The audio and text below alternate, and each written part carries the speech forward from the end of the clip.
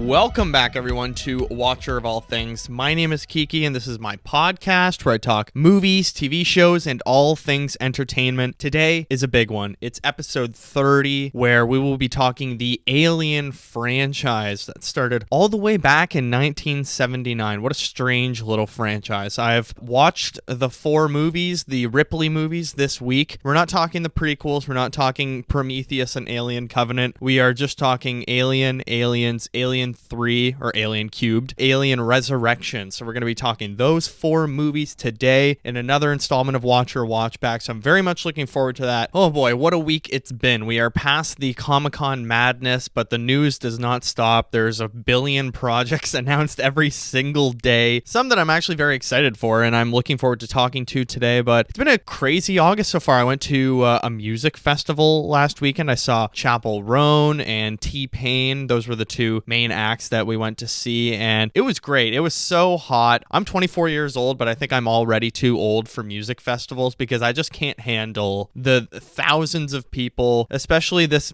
festival is just like really poorly organized. Just getting around to the different facilities and stuff is impossible. Like, you have to literally walk through the most crowded areas, and it takes an hour to line up for like anything. But the shows were great. Like, Chappell Roan was fantastic. She's good. I've seen her before opening for Olivia Rodrigo, but she was really good just on her own. And then T-Pain was so much damn fun. Oh my god, he was also just hilarious on stage. He actually made a Deadpool and Wolverine reference at one point, like just between 2 songs. He was sweating like crazy. It was 42 degrees Celsius in Montreal that day when we were there, so he was sweating like crazy. Luckily he was playing at night. Just between 2 songs, he's like, "Ooh, I'm about to make a name for myself here." I died laughing, but nobody within like 20 feet of me got it. I've been on vacation this week. I'm not recording this on the Monday, so when I'm recording this, I'm on vacation from work, but it's more of a staycation. I just have the week off, so I'm just kind of chilling, playing video games, watching Batman Caped Crusader, which I'll talk about in what else I watched today. And it's been a fun vacation, and there's lots of news to get to that's been coming out and I can read about while I'm on vacation. So let's get right into it. As always, there's timestamps below, so if you want to jump around to certain Alien movies, or I'm going to be talking full spoilers today because these movies are all old, so this is more of a good prelude to get into the new Alien film that's coming out next week, Alien Romulus, or this week, depending when you're listening to this. All of the information will be in the show notes for the timestamps of the intro, the news, and the 4 Alien movies and what else I watched. But yeah, let's get right into the news.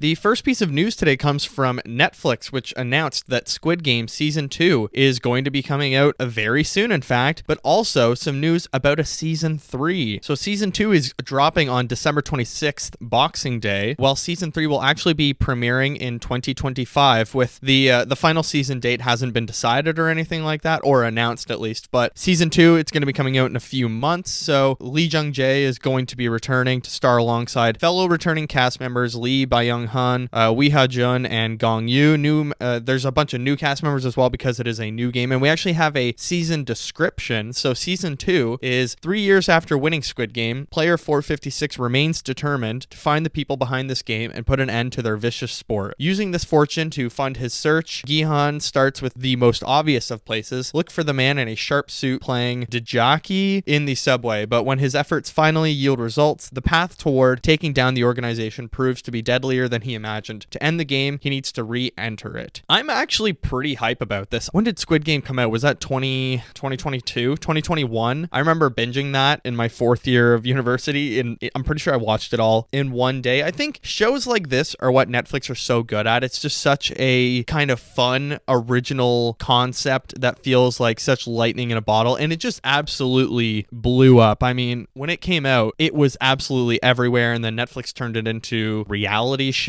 or whatever. I haven't watched the reality show, but I really liked Squid Game as a show, and it's taken a while to get Season 2, of course, but I'm hoping the wait is going to be worth it. I think there's just like a lot of heart to that show, but also it's just like Survivor on crack. Pretty wild just watching these people all compete, and I think it has such like, I don't know, just great tones of greed. It's just like a very unique story that I think is perfect for the Netflix binge model. For the most part, as I've said many times, the binge model just does not work for me because it doesn't create a lasting impression. But that's such like a Netflix niche show that is perfect for their binge model, and you can't say it hasn't had a lasting impression. I'm excited to binge that on the Christmas holidays, and I look forward to season 3. I like that they're already announcing season 3 we're going to stop. Like, they're prepared to just not drag this on for too long like some shows do. I think that's really good news, and I think the writing in that show is great, so I will be very much looking forward to Boxing Day this year. Some more rumor-centered news. World of Real. I've read a few of their stories before, and I think last week I talked about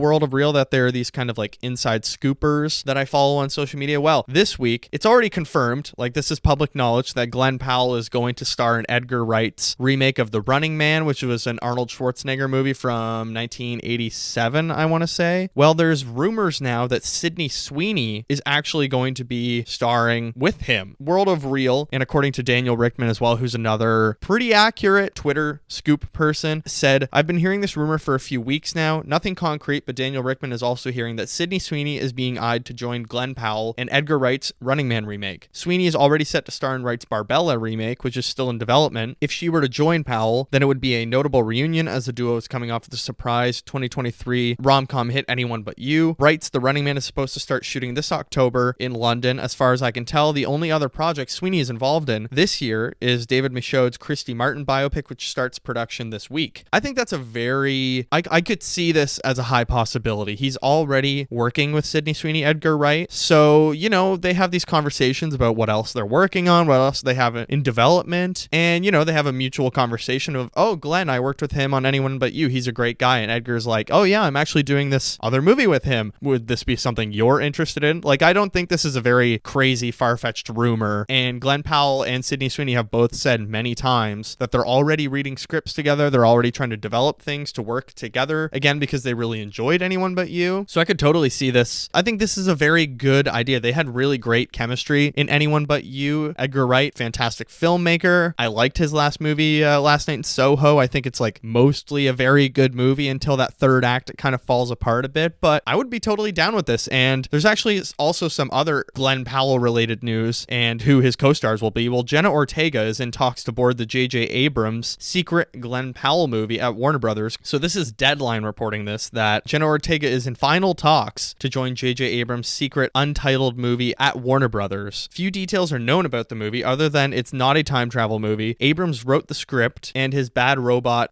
production company is producing. So Jenna Ortega, very big right now, of course, with like Wednesday. She was in 2 Scream movies before backing out after Melissa Barrera was fired and she didn't want to be involved anymore. So I think this is also another very strong pairing. Glen Powell is, of course, a great leading man, but Sydney Sweeney she's not my favorite actress, but their chemistry in Anyone But You really worked and they were bouncing off each other very well. No pun intended. Oh my God. But I think they have a very good chemistry, and Jenna Ortega as well, I think, is a very good actress. I'm actually very excited to see her in the Beetlejuice universe. That's something I'm oddly excited about, like I talked about last week in my 5 most anticipated movies for the rest of the year. So I'm very down for these. J.J. Abrams hasn't made a lot recently. I mean, what, Star Wars was the last thing he did? He was involved in Batman the Caped Crusader, which is a fantastic show, and I'll talk about more in what else I watched. But I think this is very promising. I think Glen Powell is striking while the iron is hot. He's kind of having the Pedro Pascal effect right now of just being in everything, but not being kind of overbearing, if that makes sense. I'm not sure what he's working on right now. I mean, last night on Instagram, he just posted like a picture on a flight, kind of writing notes on a script. So he's obviously preparing for something. And I think Jenna Ortega is gearing up for Wednesday season 2. I'm not sure where that is right now, but I think that's another very good pairing. And the final piece of news, before we get heavy into all the Alien movies, a dream pairing for me, Zendaya and Robert Pattinson are in talks to star in A24's The Drama from director Christopher Borgli. So Borgli just worked on that Nicolas Cage movie Dream Scenario and wrote the script for the new romantic feature from Square Peg. So this kind of developed last week, and apparently, you know, both stars started to be interested because they heard the other star was interested in this. Of course, they have Tom Holland in common. Robert Pattinson and Tom Holland have worked on 2 films together, The King and The Lost City of Z.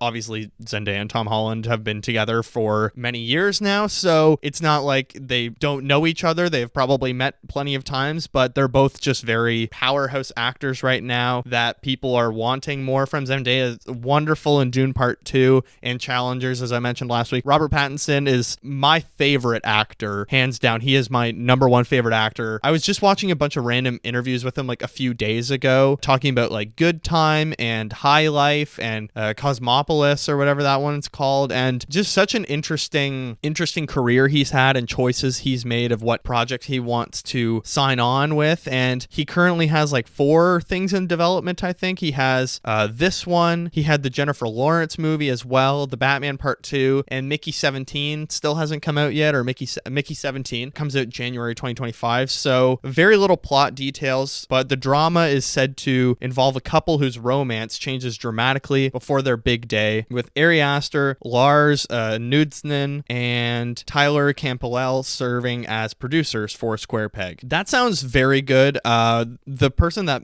is making this film just did the Dream Scenario Nicolas Cage movie, which did very well, had some nominations for awards, but also just did like very well theatrically and was like pretty well received for the most part. I think it garnered a lot of positive reactions. So, and this is still very early in development. Like I think the deals are still being negotiated for the films, and Robert Pattinson is currently doing that Jennifer Lawrence film. I think it starts production like this week, and the Batman Part 2 is starting January 2025 or the start of 2025 apparently, and comes out 2026. So this could be a second half of 2025 filming, early 2026. But I think that's going to do it for the news this week. Lots of just great duos on screen being announced. I think we're in good hands, and we're in good shape looking to the future of the next 2 years. We're gonna have lots of very interesting projects coming out. But as I said before, there's timestamps below if you want to jump around to certain Alien movies that you want to hear about, or just the ones that you've watched so far and you want to watch, whatever, another one after. Alien Romulus comes out next week, and that'll be next week's episode. But let's do it. Let's do this Watcher Watchback with the Alien franchise, starting with Alien.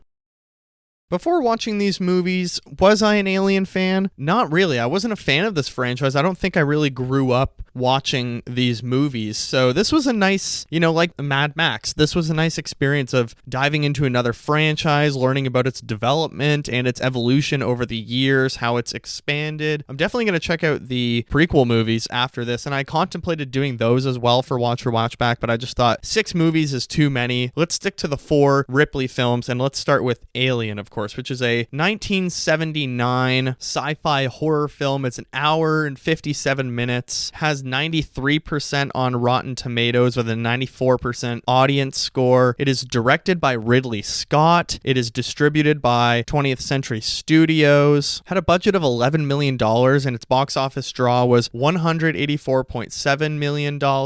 It was written by Dan O'Bannon, and it was based on a story by O'Bannon and Ronald Shusett. The film stars Tom Skerritt as Dallas, Sigourney Weaver as Ripley, Veronica Cartwright as Lambert, Harry Dean Stanton as Brett, John Hurt as Kane, Ian Holm as Ash, Yaphet Kotto as Parker. And the synopsis is, during its return to Earth, commercial spaceship Nostromo intercepts a distress signal from a distant planet, where a 3-member team of the crew discovers a chamber containing thousands of eggs on the planet. A creature inside one of the eggs attacks an explorer. The entire crew is unaware of the impending nightmare set to descend upon them when the alien parasite planted inside its unfortunate host is birthed. This movie, of course, is, I think, a pillar of Hollywood. This is just a great movie, and it's my favorite of the series. I'm going to say that right away. I mean, Ridley Scott, I think he's really in his element with this film. I mean, just today I was at the gym and they were playing Blade Runner on the gym TV. I post on my Instagram all the time what movie or TV shows they're playing at the gym, because they just have the most insane choices. But today was Blade Runner, and that reminded me, like, damn, Ridley Scott was such a good, not that he's not a good director now, but I think when he was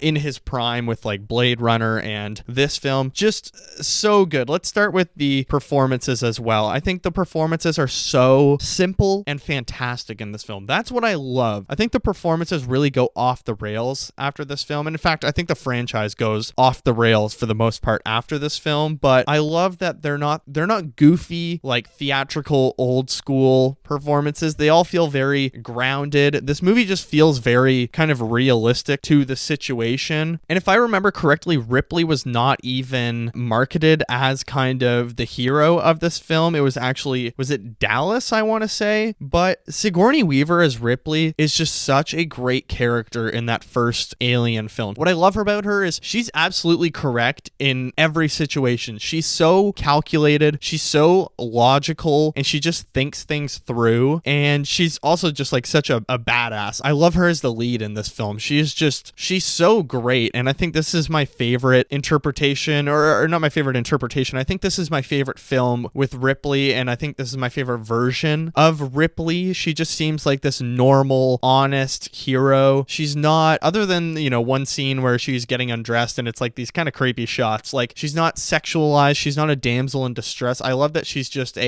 all of the characters are just treated as people stuck in this situation, and we're not really giving into archetypes or stereotypes. I kind of like how fully fledged this film is, and just the characters are so well written. And Ripley is like the OG final girl. I remember I was judging a graduate English conference where all of these English students, I was in my master's, basically a bunch of English students were just like writing papers and presenting them. I got to judge an English competition where one of the students was talking about the final girl archetype in films and talked about Ripley being the final girl from, you know, the first movie to the third movie. And it was just really interesting. And like, Ripley is the OG final girl. This movie is the final girl origin movie, which, if you don't know what the final girl is, it's in only one girl left and each character is being picked off one by one in the film. And Ripley is literally the origin of the final girl. And I just love Sigourney Weaver's performance in this film. She's not over the top. She's not depicted as like hysterical. She's not just like, oh, like silence you crazy woman. She's just like a sick hero in this film that kind of runs through the situation and says like, look, I think we need to ditch this thing. I know we've been told to bring it back for research purposes or whatever it is, but I just love how she's depicted, and she's so much more humane than the other films. You know, in the second film, she's much more just kind of given much more stereotypical matriarchal character motivations of just like being a mother and being a woman, whereas in this one, she's all just about survival and killing the beast, which I just loved that. And I mean, 3 and 4, Ripley just goes off a cliff, and it's a really great cast with like a great performance. I think everybody in this film is super solid, and I loved the cast of this first film, particularly Ian Holm as Ash, who turns out to be a synthetic human, like a robot. And I just love his kind of cold-blooded nature and his obsession with studying the beast. I think him and Ripley just play off each other so well. I love every scene with Ash and Ripley. I just love, you know, Ripley is very humane and just cares about surviving and wants everybody to survive. But because Ash is a synthetic, he doesn't really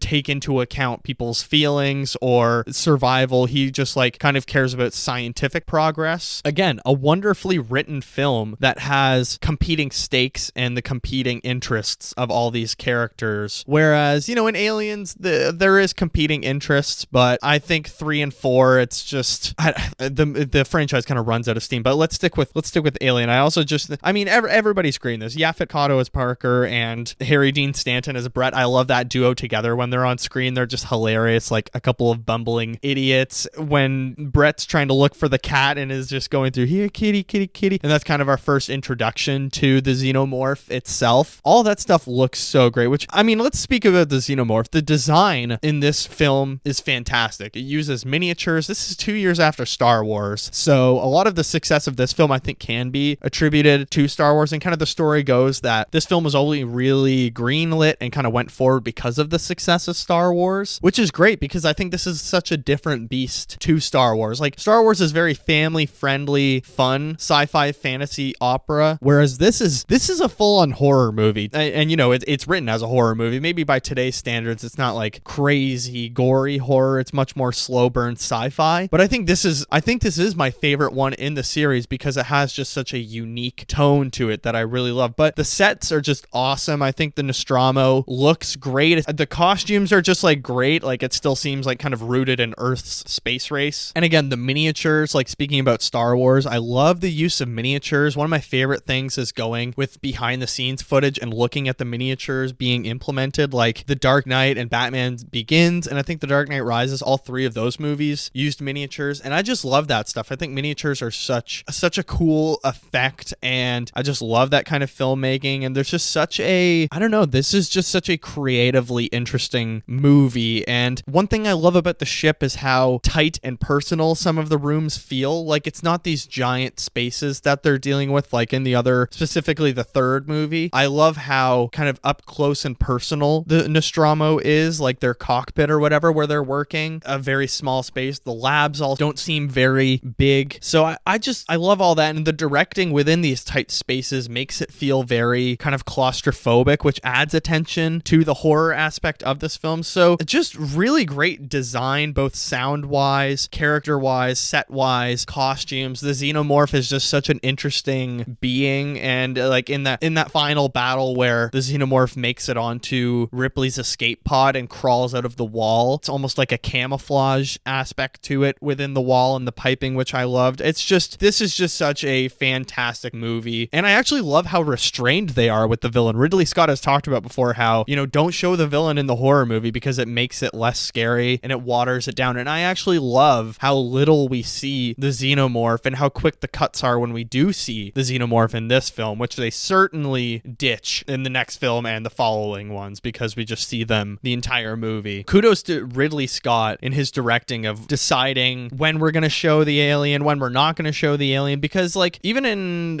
Predator, which is a film that came out kind of, this is a similar era. There is an Alien versus Predator film. Predator also does a really great job of kind of hiding its animal and hiding, well, the predator, I guess. But I think the combination of restraint with showing the xenomorph as well as the tight spaces and the face huggers as well, like the tight spaces of the ship and these beasts going around and the eggs being planted and shit like that. I think it's all such a great combination that builds up into an intensity, an unsure feel to the spaces that these characters are interacting with. Like, is it going to pop out in this room? And I just think that restraint is such a good choice because of the sets that we're dealing with and the environment. But even outside of the ship, when they visit the xenomorph planet itself, that's such an interesting planet. And when he falls down, when he falls down and falls onto the eggs and the face hugger first gets him, like, it's such an interesting space that they're dealing with. It's so like dark and empty and steamy. I just found all that stuff it's just very interesting. And I seriously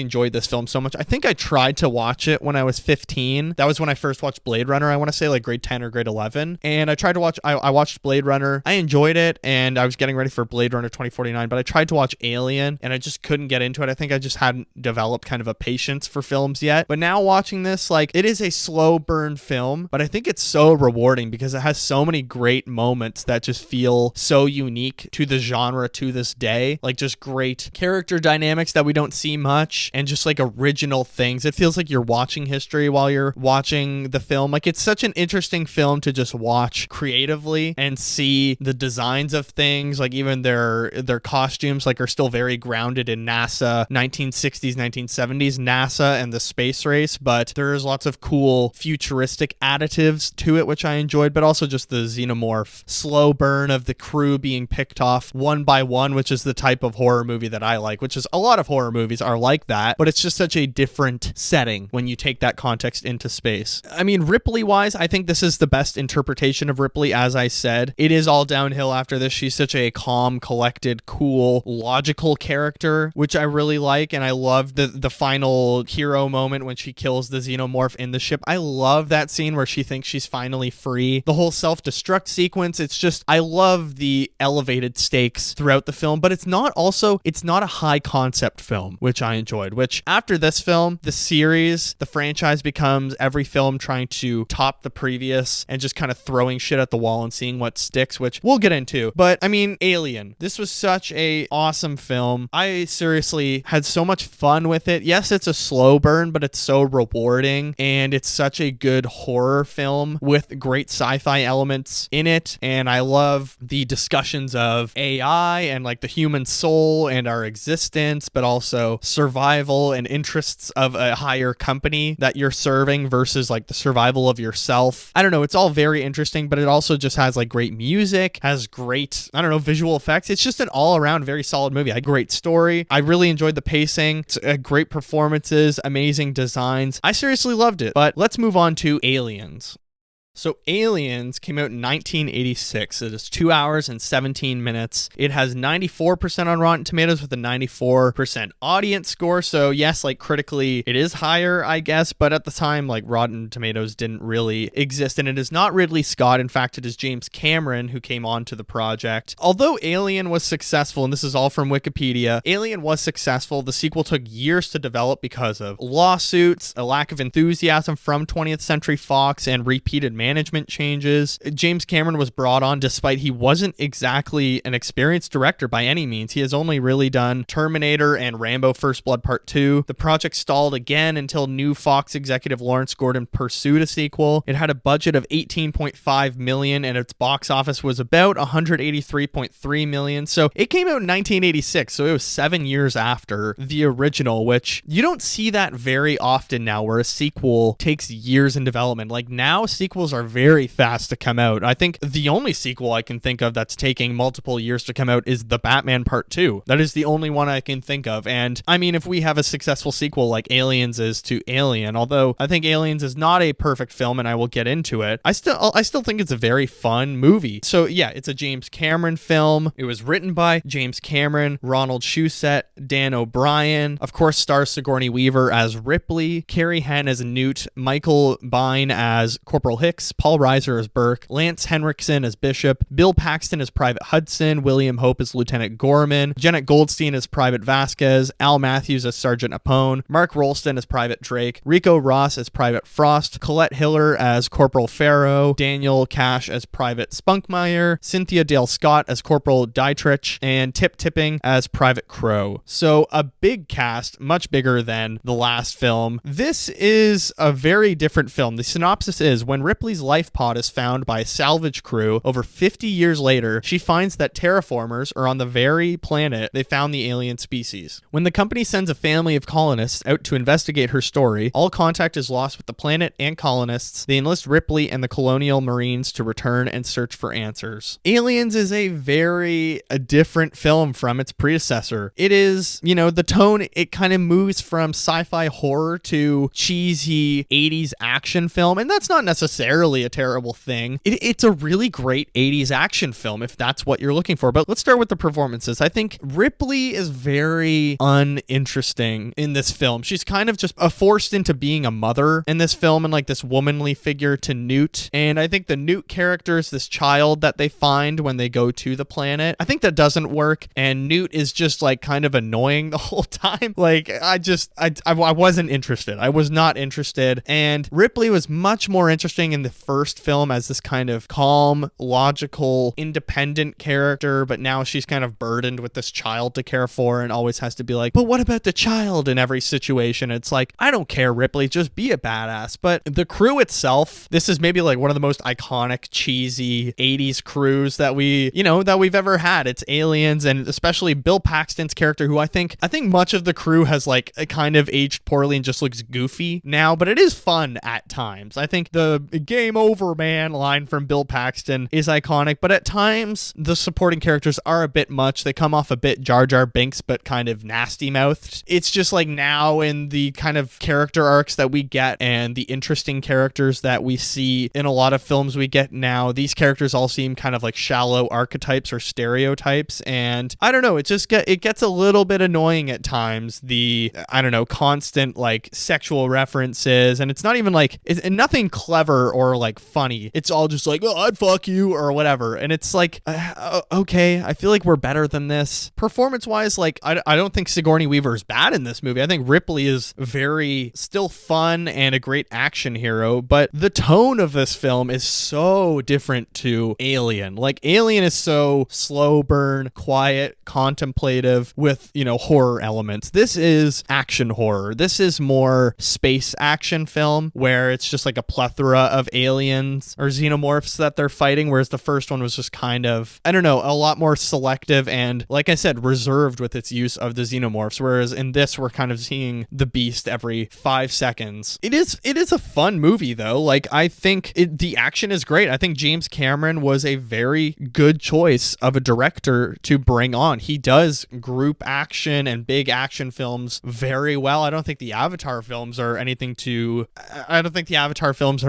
anything extremely special action-wise, but like, you know, the Terminator films, and I think he absolutely killed it with this one. This was James Cameron in his prime, in my opinion, and I really loved what he does with the action of this film. He makes it a lot more grand scale, which is very fun at times, and it's just like, it's fun to sit down and just watch a bunch of xenomorphs getting blown up sometimes, and the xenomorphs themselves look so fantastic in this film, just as good as the first film. The design is phenomenal, but with, you know, with more xenomorphs, there's a lot more visual effects and special effects, but I think they look just as good, and they implement the burning acid of the xenomorph's blood very well in this film, and I love the characters like getting burned and stuff like that. It's just all around, it is a very fun film, and bringing James Cameron was a very good choice, although I think James Cameron's involvement changed the franchise forever and took it from more of a slow burn sci-fi horror into an action franchise. This one doesn't feel as simple as the first one. I would say it's a lot more people involved. I mean, it's definitely simple in comparison to the third and fourth film, but yeah, the xenomorphs look great. I think the design of this film is great. Just the action, none of it really stuck out to me looking terrible. Like, I think it is very much like the first movie. I think it uses miniatures and just a lot of great practical effects that still hold up today, and even in the stuff that is noticeable is still charming to me. So I really had fun with Aliens. I think the Ripley character is not as interesting in this film to me, but I think there's a lot of great action set pieces that allow her to have some great action moments, and there's also just a lot of great action sequences in general. Like, they go in to find the crew that got lost, and they all have these trackers that show, and the trackers are in the first film, but I loved the use of the beeping sound, and there's a lot of great sound design in this film, but the combination of music and the trackers beeping more frequently, it's kind of like Jaws, you know, the dun. I loved kind of the building up of intensity in this film. It's just very effective in all of its different uses, and it just adds a lot of great layers. But also, I think even not the big action sequences, like just the one person fighting a xenomorph, works very well, and there's just a lot of great moments. And we get away from her, you bitch. I got goosebumps when Ripley said that. That was just such a good 80s action moment that I had so much fun with, and I was just like so epic. You see the doors open, she's in that exosuit or whatever and says that. It was just so sick. I think this film, one thing it does very well is go deeper into discussions of synthetic humans and like AI versus, you know, the human spirit, and Ripley not wanting to work with Bishop, but I actually really enjoyed her relationship with Bishop. I like that there isn't, you know, a love interest in this film. I like that they still keep Ripley kind of on task, and we don't need her to just be a wife or be a girlfriend. I hate that they introduced Newt and made her be a mother in this film. It's just not interesting to me, and I think Newt is mostly just a nuisance to the crew and doesn't really serve any great purpose. But there are still some great character relationships and character moments in this with Bishop and Ripley. I think Bishop and Ripley is where a lot of my favorite parts of this film came from, and I do like kind of the progression of the world itself. Like, although it is a little annoying that the tone of the series really changed and it kind of goes to more of a generic, cheesy Hollywood blockbuster from what feels like a very small, contemplative, slow burn sci-fi movie in the first one. This one's going much more for a grand scale action film, which I think both films are very fun and very good and are great in their own ways. But I do think what I liked about this film is how it kind of moves the series on to other discussions, and it is largely story-wise, it is largely kind of it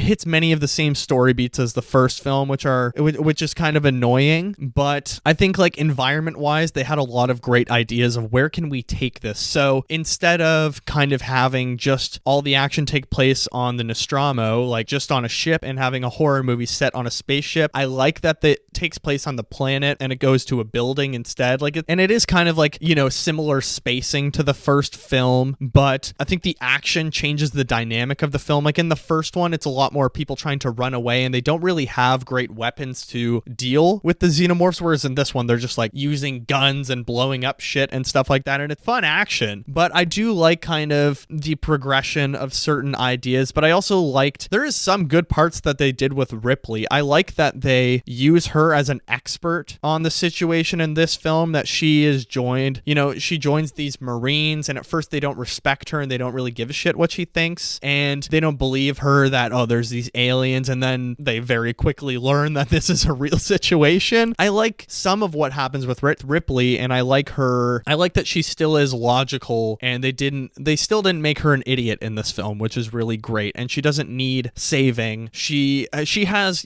compatriots and friends that she depends on, but every good character should have people that they do need to lean on. So I don't think they completely did a character assassination of Ripley in this film, but I think the Newt aspect definitely hurts the story, but I still do think that there's a lot of great progression from the first film of, okay, where can we take this series and make the sequel feel like it is a worthy progression of the story, taking it from the close personal quarters of the spaceship and putting them on a planet where they can move around in this giant silo thing, and like the final action sequence where she is fighting the xenomorphs is just really great. And I think the stakes in this film are really good and naturally build on the first one. So I do think this is a very good sequel to many people. I mean, I guess including Rotten Tomatoes. This is a sequel that builds on the first one and is better than the first one. To me, I do still prefer the first one, I want to say. I think the second one just has a lot of elements that haven't aged that well, but also the film feels less unique and feels more like other films. And I guess at the time it wouldn't have felt like other films, but it does now feel like a kind of a classic 80s cheesy action horror film that of course has influenced many other things. And I think Aliens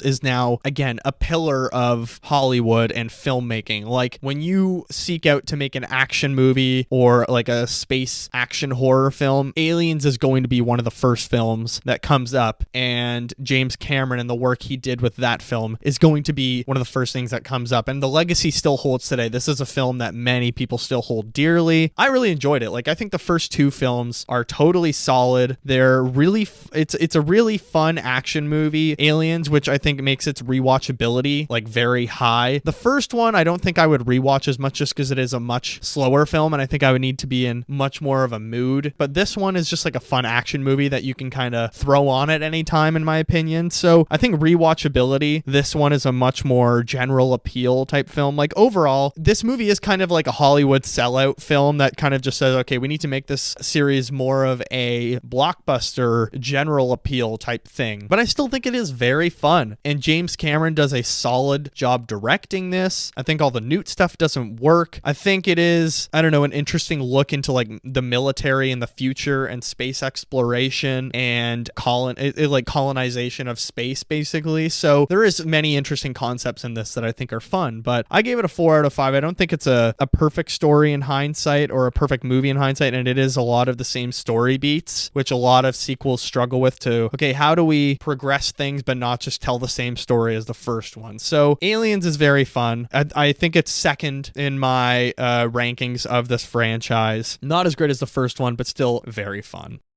Alien 3, or Alien Cube, came out in 1992. It's an hour and 54 minutes, a horror sci-fi film. It is directed by David Fincher, and the story was by Vincent Ward. Again, distributed by 20th Century Studios. The box office was $159.8 million. The budget for this one was $50 to $60 million. This one was absolutely production hell. It went through many interpretations script-wise until it finally landed on this version. And the actual film itself has an assembly cut and a theatrical cut. So the film stars, again, Sigourney Weaver as Ripley, Charles S. Dutton as Dylan, Charles Dance as Clemens, Paul McGann as Golic, Brian Glover as Andrews, and Ralph Brown as Aaron. The rest of the characters don't really matter. There's Bishop 2, who is Lance Henriksen. This is a very different film, and I think goes back to a much more similar feel to the Alien film. So the synopsis is, after escaping with Newt and Hicks from the alien planet, Ripley crash lands on Fiorina 161, a prison planet and host to a correctional facility. Unfortunately, although Newt and Hicks do not survive the crash, a more unwelcome visitor does. The prison does not allow weapons of any kind, and with aid being a long time away, the prisoners must simply survive in any way they can. So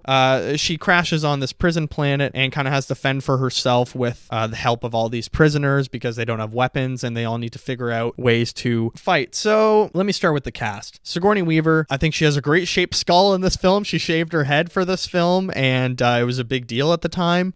On the prison planet, everybody has to shave their head, so she does it to fit in with the prisoners, and great shaped head until the end of the film when you can tell where the reshoots were, and she's wearing a bald cap. But again, I don't know how I feel about Ripley in this film. She is made much more a superhero kind of messiah. The character arc is very strange. I think David Fincher and the story, I think this movie has so much potential. At least it's like trying to say things about corporate greed, capitalism, but it's not executed in the best manner. The idea of aliens being inside Ripley, so in this one, the alien has impregnated her while she was in cryo sleep or whatever. So she has an alien inside her and the alien won't kill her. I think it's interesting, but a major problem with this film, it just feels like the execution and the final product doesn't quite come together or ever get interesting. The film weirdly reminds me of Mad Max Beyond Thunderdome. Like, it has an interesting opening kind of, but then we take our main character and put them with this off the beaten path society of characters that I don't really care about, and we never really get interested in any particular characters. So it's more quantity of characters over quality of characters for me.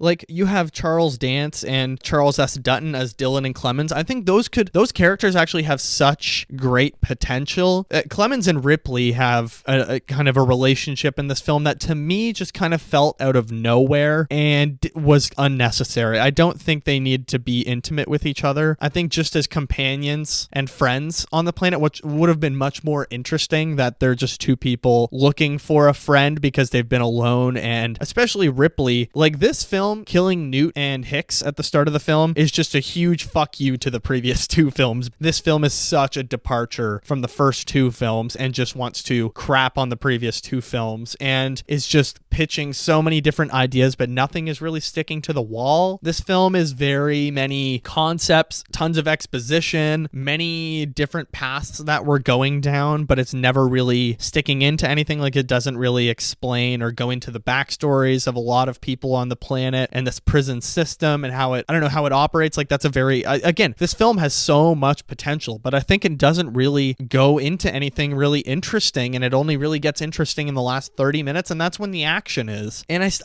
I miss original Ripley. With the alien inside her, she now has like superpowers that she can't be attacked by the xenomorphs because they won't attack their own kind. I don't know. I think it is on paper perhaps, and it's an interesting idea, but it's just executed in a way that feels like plot armor. Like, it feels like the most plot armor story possible for Ripley. So I wasn't significantly interested in her relationship with the aliens or her relationship with Clemens. I think their romance kind of comes out of nowhere, and it felt like an immediate right turn in the story, which I didn't love. But there's some things I did enjoy about this one. I didn't hate this film as much as I thought I would based on my research into it before I watched it. I thought the internet led me to the impression that I would really hate this film, but I actually didn't think it was like terrible. I just think it's not particularly interesting, and it's a very meh installment. I think this is a perfect example of a franchise not wanting to hold on to its previous installments, but not having a real plan or ideas of where to go. And I think that lends itself to the many interpretations of a script and a story. I don't know, the whole prison idea, and I think the setting of this film is a good progression for the series to go in.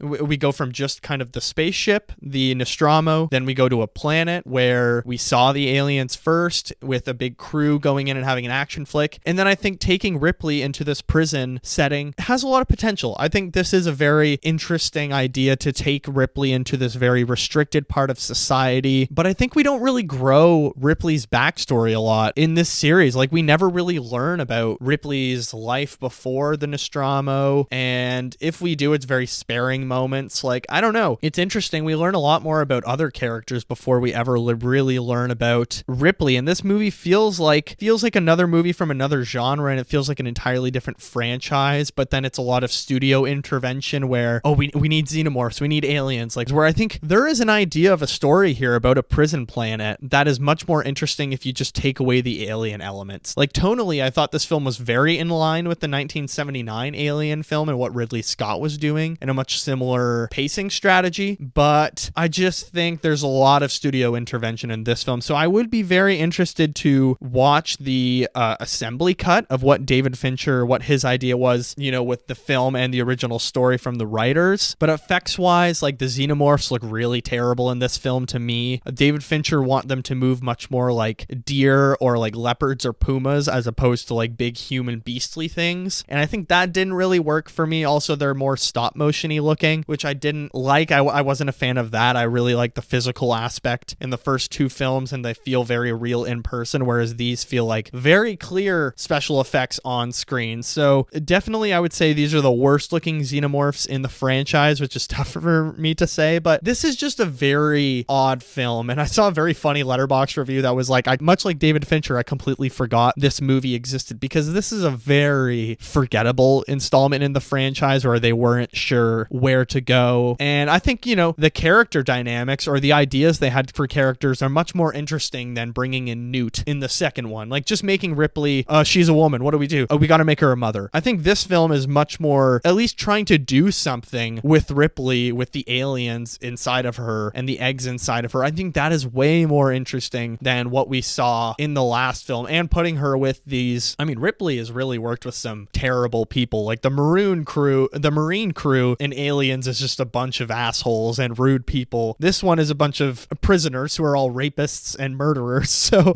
I don't know, Ripley is just not finding the best crews to hang out with. But this film just suffers really from too many exposition dumps. It feels quite lost at times with who should we invest our storytelling time with. Like once they kill Clemens, Dylan is the only other interesting character apart from Ripley. Like it just doesn't feel like we get enough information about people to really care. I think there are some attempts at least at like good character moments or interesting moments about prisoners on another planet. I don't know, there's some very interesting world building possibilities with this franchise, but ultimately it's a big exposition dump of different ideas and kind of loses itself at times. Like I think it is, honestly, I think it's an okay film, and I didn't absolutely hate it, but I think it's just a little unsure of what it wants to be, and it has a lot of competing ideas that come from the studio, come from the director, come from the writers. I gave it 3 out of 5. I thought it was still sometimes entertaining, but it has a lot of potential that is wasted. And finally, Alien Resurrection from 1997. It is a horror sci-fi film, of course, an hour and 49 minutes. Google actually has an in a nutshell for it. Harrowing, dark, and suspenseful. The previous film had 44% on Rotten Tomatoes, and Alien Resurrection had 56%. So, according to the critics, this was an improvement. In my opinion, it is not whatsoever. I did not like this one. It has aged so poorly, and that all goes down really to Joss Whedon being the writer of this film. Ooh, this film is very kind of creepy. It has a lot of really strange moments with foot massages and just talking about having sex with women all the time, and everyone is just like evaluated based on their sex appeal, and the sexualizing of Ripley and Winona Ryder. A very weird movie, but Alien Resurrection, it is directed by Jean-Pierre Jeunet. It is written by Joss Whedon. It had a budget of $70 million and made a box office earning of $161.4 million.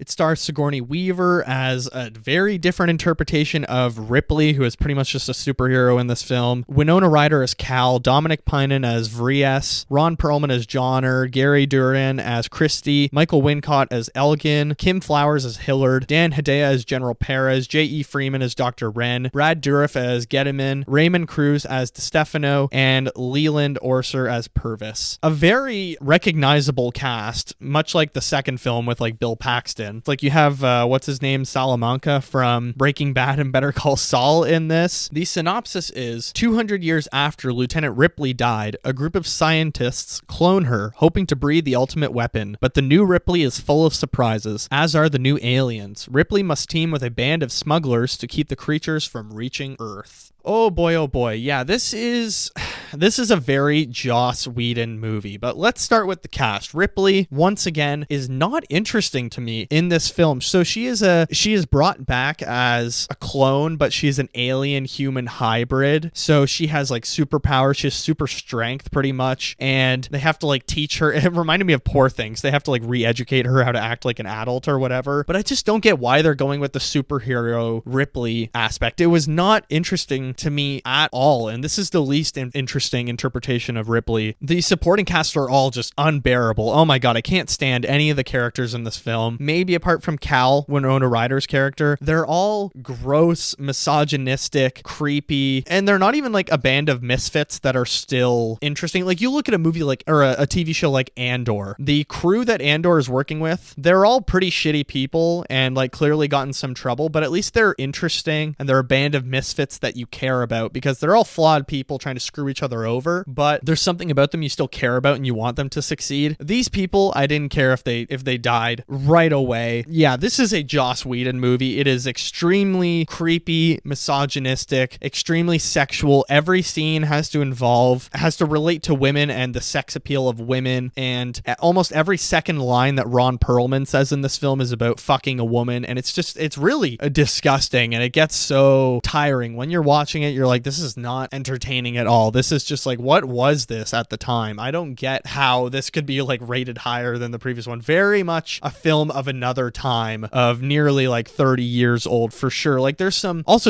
absolutely terrible dialogue from its time that's trying to be like The Matrix. There's Ripley plays basketball and there's just some very like techno, I don't know what kind of music you would call it, but it reminds me of like The Matrix or the Catwoman movie with Halle Berry. Just very much kind of cringe now. There's some brutal lines, like they're teaching Ripley how to speak and explaining what things are to her, and they're like, fork, and she goes, fuck, and it's just so unfunny. Like it's like, wow, that was such low hanging fruit. It's just like, hello, Joss Whedon, hypersexualized women, creepy sexualizing of people that look very young, and we get a whole foot massage scene that just has nothing to do with anything. It's like showing all of the characters in their chambers, and it's just like this guy Elgin massaging his wife or girlfriend's feet, and it's just so odd. It's like 10 seconds. It just has nothing to do with anything. It's like, what the fuck was that? It just comes out of nowhere. Very gross and weird. I was just like, ugh, that was so out of the blue. And like Ripley has a line that's like, who do I have to fuck to get off this boat? And it's just like, that is not who Ripley is. She doesn't sleep with people just to accomplish things. She has always been someone that gets it done on her own. And this movie is just such character assassination of Ripley, of just being sex appeal. And like, yeah, sure, the first two movies have like weird pajama scenes where she's in her base layers on the spaceships, and it's like, this doesn't feel necessary. She could be wearing shorts and like a t-shirt or something like that, but you know, we have to show Sigourney Weaver looking good. Just, this is such a weird movie that has such 1997 action, and like I've thought about the line, who do I have to fuck to get off this boat, a million times, and her interaction with Ron Perlman's character after, just so disturbing and strange. This is such an odd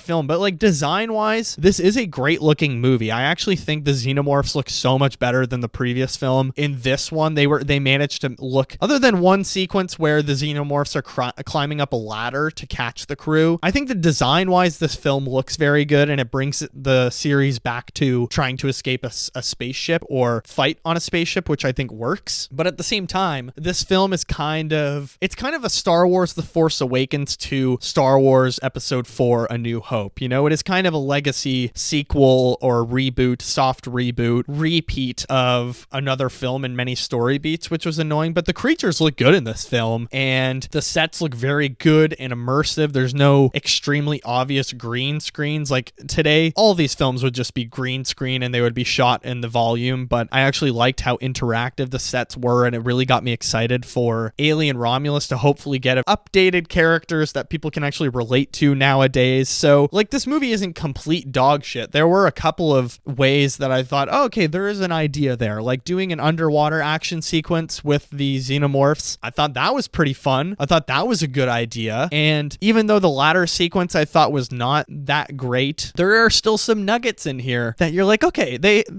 had some ideas, but it's just so overbeared with weird dialogue and characters. Just like, why do I care about these people? They're so flawed. I really don't care what happens to them. The only person I kind of care about is Ripley because it's Ripley. I think this movie is kind of dead on entry, or dead from the start. You know, like just 20 seconds in, I'm like, I really don't give a shit about this film at all. But at least some design aspects were cool with this film, and we see more of an exploration of like the Federation and trade, and wanting to bring new discoveries to the xenomorphs and wanting to study the xenomorphs, which is what a lot of this series is about. Like every film is a debate between bringing the xenomorphs back to Earth to study them versus just killing them so they can't can't hurt anyone, and this film is no different. So there are things that feel like a revolution or like a possible raising of stakes for this franchise of places we could go. But I think after the third film, this franchise was so dead on arrival. Like the whole third act of this film is just strange with this new xenomorph that is like an alien that gives birth or whatever, can reproduce, whatever. I don't know. I can't even remember what the concept of this new gray xenomorph was, but it just wasn't interesting. And it has like these eyeballs that are puppety, and it's like just strange. I like that they went practical. At least you can appreciate that. But the whole third act is just the original Alien movie again. They do escape pod,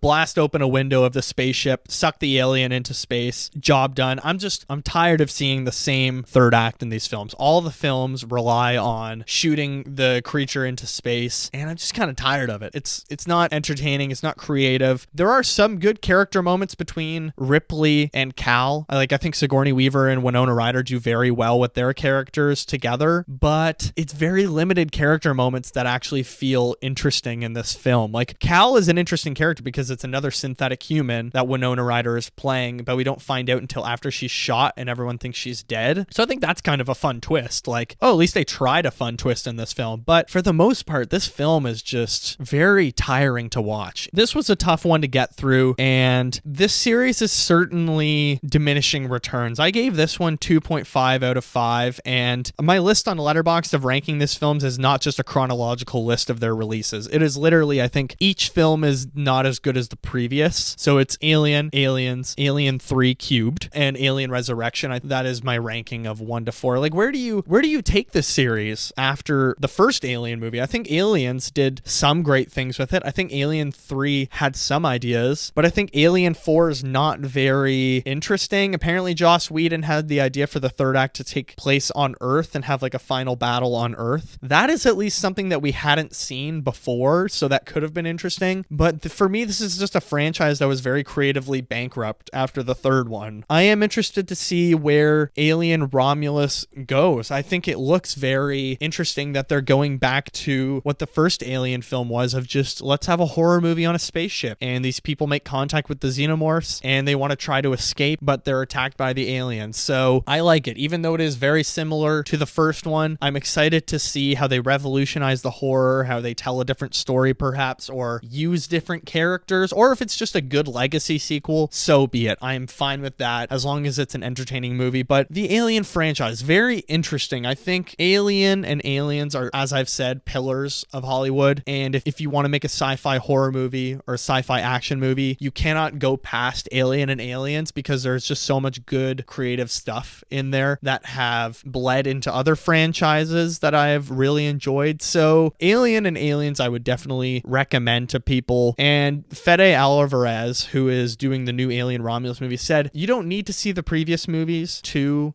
see Alien Romulus. Like, you can just watch it on its own. But I would recommend watching Alien and Aliens before you watch Alien Romulus, because it's just like a fun warm-up of knowing the universe and seeing kind of where creative ideas, and I think it would bring a deeper appreciation of Alien Romulus, which I'm very excited to see next week, and I'm excited to see where this franchise goes. I know there's a TV show being developed as well. I will definitely watch the Prometheus movies because those are actually Ridley Scott coming back to the series. So Alien was a very interesting franchise, and let's get into what else I watched. Well, this week it was pretty limited viewing. I watched Batman the Animated Series. I actually watched all of season 2, which is 28 episodes, plus 10 episodes of season 3. Batman the Animated Series, I think I want to make just a TikTok or a reel or whatever, like just a video talking about Batman the Animated Series and some of the villains from that show that we could see in a Batman the Part 2. It's just such a creatively rich show, and I kind of miss television that would be like 20-something episodes and be a different idea every episode. It's just kind of fun seeing all the different directions that the writers would go and Bruce Timm and his creators would go with Batman the Animated Series, and it's so fun seeing a lot of origins of characters play out in that show. It's really great. It's on Amazon Prime and I think HBO Max if you're in the States, or Max. It's 4 seasons, I think, and I just finished season 2, like I said, and I watched the first 10 episodes of season 3. I think I'm honestly going to just binge it all over the next couple weeks because I'm very much much enjoying it. Kevin Conroy is just a fantastic Batman, of course. I think that just the array of the rogues gallery and how different every episode feels is very fun. Like sometimes you get very goofy characters like Mad Hatter, but you also get like such weird episodes. Like I just watched this morning an episode where Killer Croc meets what would be called a freak show in a carnival living on a ranch, and he wants to stay with them, but then he tries to rob them or whatever, and Batman swoops in to save the day. And it's just like they have such random goofy episodes with such fun concepts that are just very entertaining to dabble in, and it's such a creatively rich show. And now that Deadpool and Wolverine has not stopped, it's hit 850 million at the box office, believed, but there's lots of good content coming out around it. I watched Nando V Movies spoiler review of Deadpool and Wolverine. I thought it was such a great deep dive into the use of cameos and the story itself, but also just the plot made no sense in that film, and there's so many plot holes. You can tell it was a film that came out during the writer's strike, and there were many different script revisions because of delays to the MCU and stuff like that. So that's a YouTube video I would recommend if you're wanting some good Deadpool and Wolverine explanations after you listen to my episode, of course. I really enjoyed that. Nando V Movies is such a solid YouTuber creator that I love listening to all of his stuff. He does such great pitch ideas for films. I'd love to see his pitch for the Batman Part 2 and like what he thinks Avengers Secret Wars and Doomsday should look like. I would love to hear that as well. But that was a good YouTube video. I started Batman the Caped Crusader. I've watched the first 6 episodes. Holy shit, what a good show. I love how close it feels to Batman the Animated Series, but it feels like such a good reinvention of the show by like TV standards of today. It tells more kind of serious, focused, gritty, grounded stories, but has great reinventions of the characters. I think the voice acting is really great in the show. I think the guy who plays Batman is doing a pretty stellar job. I love the design of the suit. It's a very diverse cast, which is nice to see. Like, I mean, Batman the Animated Series is still very progressive and talked like about a lot of fun themes, and gives like Harley Quinn and Poison Ivy a really fun episode together where they're talking about like toxic relationships and stuff like that, which I really enjoyed. Yeah, Batman the Caped Crusader, I'm really loving it. I think I'm going to finish the series this week, and maybe I'll talk about it a bit more next week, but that's really all I've been watching this week, and that's about it. Yeah, for what else I watched, I think I'm going to go see Trap tomorrow. Yeah, I'm going to go see Trap tomorrow. There's also, I wanted to see Sing Sing, but it's not playing anywhere around me, so that's a little annoying. Also, Borderlands is out right now, and it looks terrible, but I think I might go and see it just because I'm curious what that looks like. But it's been a very Batman heavy week, and just lots of YouTube, and I'm starting God Emperor. I didn't start it yet. I just needed a break from reading Dune every night, but I will get into God Emperor this week. Specifically, I'm going on a little cottage weekend next weekend, so I'm going to bring my book and read lots there. But yeah, that's what else I watched.